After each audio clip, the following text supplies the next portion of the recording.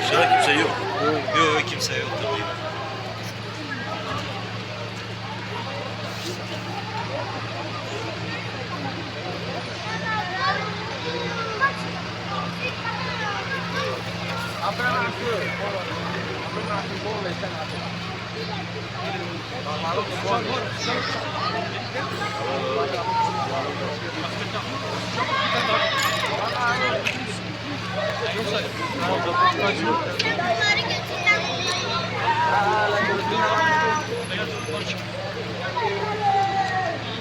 Maskede olmasa tutulmada kim gerek?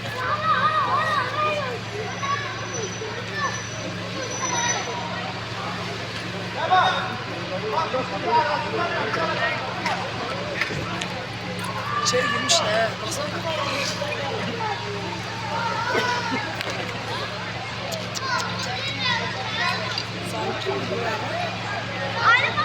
Valla diyeceğim. Şuraya kaçır. He?